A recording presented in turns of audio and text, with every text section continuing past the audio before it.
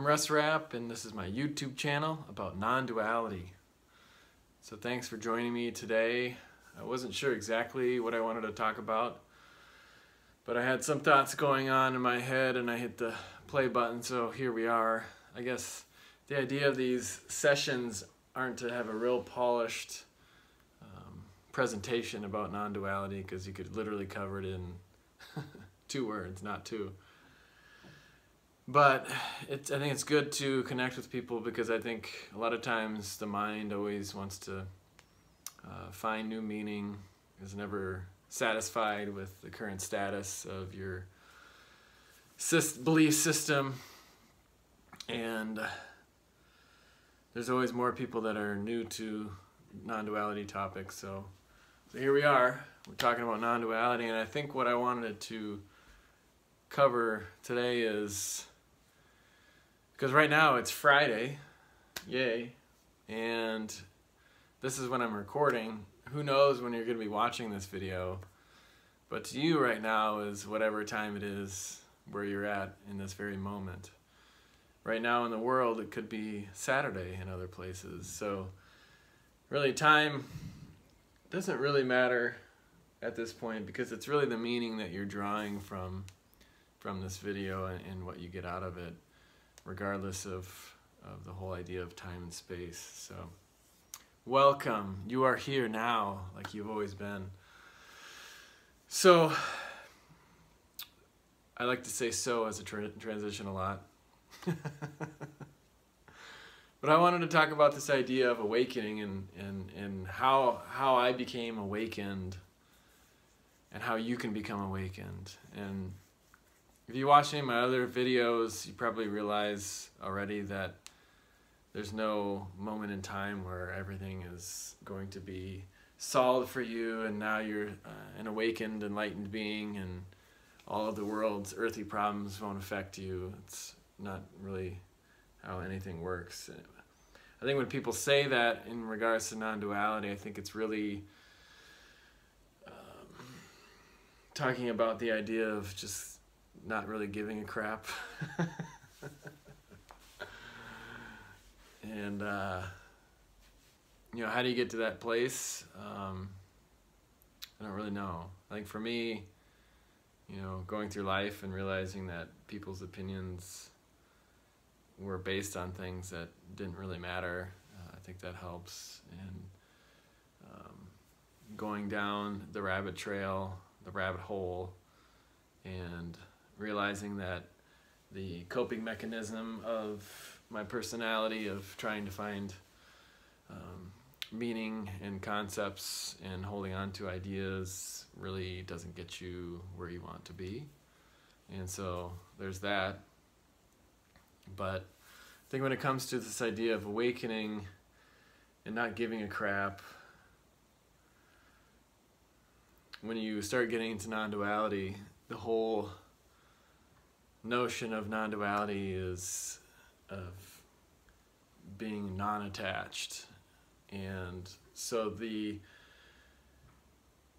thing that you're trying to achieve is to become non-attached, and so you ironically become attached to the idea of becoming non-attached, or you become attached to the idea of not giving a crap. So you're like, I want to not give a crap, but that's what I want. I want to not give a crap about anything. But then the question is, well, this white t-shirt really makes me glow. Let me turn this down a little bit here. All right. Okay, there you go. It's a little more natural light. But the idea of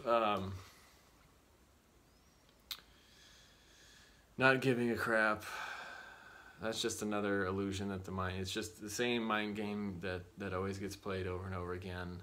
It's just in a different form. It changes shape, it changes illusion, because it's not real.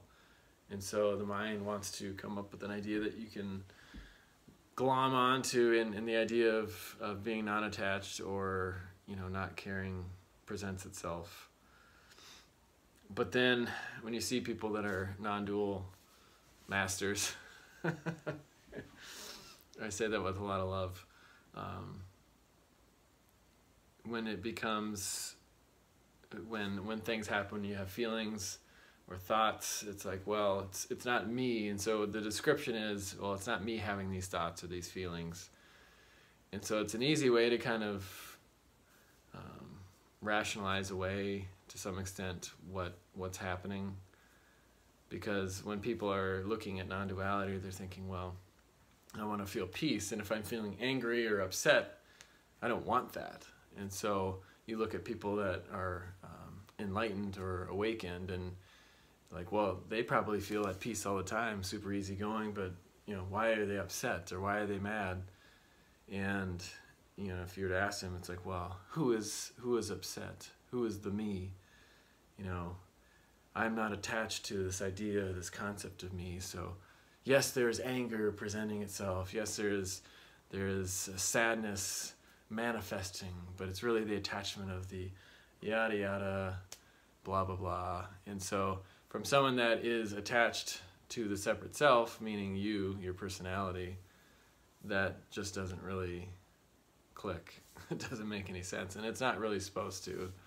So whether or not it's coming from an authentic place, it doesn't really matter. I mean, the message is still the same, but you're never going to hear it, essentially. And so it's kind of like, the analogy I always think of or like to use is a magician. So let's say you're going to a magic show, and you go and watch the magician pull a rabbit out of the hat. And you're like, wow, that was amazing. I wonder how that happened, because there's no way it could be real, but it looked real. And then someone whispers in your ear, the rabbit was hidden here, blah blah blah. You've got 2 blah blah blahs in this video, 3 now to be technical, but they explain to you how it was done. You're like, oh, okay, well, yeah, obviously I know. I was expecting it was a trick, but I didn't know how, so now I know how. And then what's the next one? Like, he sawing the woman in half. It's like, whoa, he just cut that woman in half, but I kind of know it's a trick, but it seems real, but, I don't know. Is it real? Someone explains, how the woman's contorted, and there's 2 women, however it works. I don't want to give away the secrets, but it's a trick. And so you realize that, oh, okay, it's a trick. And then the magician comes out, and here's another trick where he's got to get out of a straitjacket or whatever the trick is. And it goes on, and each time you kind of know it's a trick, but you don't really know how it's being done. And eventually, I think you get to the point where you realize that, oh, it's always a trick, and it's always the same thing. This analogy worked better in my head before I'm telling it out loud, but I think you get the idea. And so when it comes to non-duality, if you go and see a magician show, it's not that you won't enjoy it, because the whole idea is still there. The representation in front of you, the show is still ever present. You may have a different relationship to it because you know at your core that it's not real, but it's still entertaining. You can still get excited about it. You can still be scared or amazed when you see the woman put back together after she got cut in half. But you can also take the other route and say, well, this show's crap. What's the point of this? I already know he's just lying to me. It's just a trick, Who cares? And so that's what can happen with people that get into non-duality, is that they watch the magician trick, realizing it's a trick, and get depressed about it and say, hey, I don't want to watch this show anymore. But it's a show that's always going on at all times, and so the trick always changes. I think non-duality is saying that you should realize that it's always the same trick regardless of the technique. And you can either enjoy the show or be a depressed bum. Or one of those people that sit and talks the whole time and says, hey, this isn't real, and ruins it for the next guy. So, yeah, becoming an enlightened, awakened guru it's fun if you want to go try to do that, but I don't think it's necessary. Because you are as you are in this moment, whatever time, place you're in watching this video. So it's over 10 minutes. Hopefully that made sense. I like your comments. Subscribe if you haven't yet. And yeah, let me know what you think. Peace.